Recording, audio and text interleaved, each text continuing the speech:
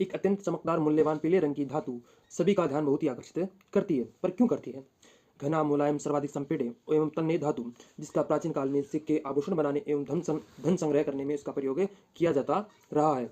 आज आधुनिक औद्योगिक में इसके अन्य अनुप्रयोग है, जैसे दंत चिकित्सा में तथा इलेक्ट्रॉनिकी में।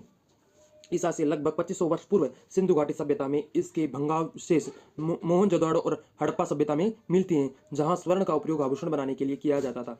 इसके अतिरिक्त मिस्र की सभ्यता में इतिहास में इसके विविध प्रकार के आभूषणों की बात कही जाती है और उस समय इस कला का शायद अच्छा ज्ञान हुआ करता था। आधुनिक मध्य युग के कीमियागरों का लक्ष्य अन्य धातुओं को स्वर्ण में परिवर्तित करना था और इन्हीं अवधारणाओं में से एक अवधारणा है पारस पत्थर की।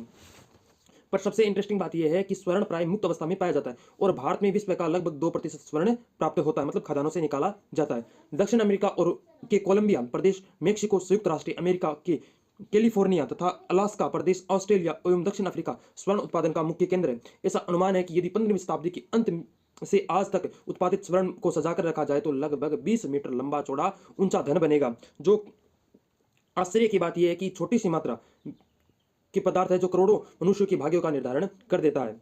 और स्वर्ण वायुमंडल ऑक्सीजन से द्वारा प्रभावित नहीं होता है, इसी कारण ये मुक्त अवस्था में रहता है।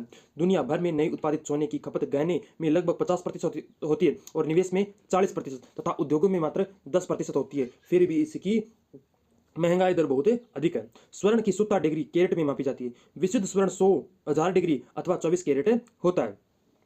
सोने का मूल्य लंदन और यूके द्वारा निर्धारित किया जाता है। लोग वित्तीय सुरक्षा एवं संस्कृति परंपरा और श्रृंगार के लिए सोना खरीदते हैं। सोना आभूषण पहनने के फायदे होते हैं, क्योंकि इसे बहुत से लोग पहनते हैं। तो इसमें क्यों पहनते हैं सोने के आभूषण ही? तो मैंने सोच रहा था, तभी मुझे पता चला कि सोने के आभूषण के फायदे भी बहुत हैं। जैसे सोने के आभूषण पहनने से आत्मविश्वास बढ़ता है।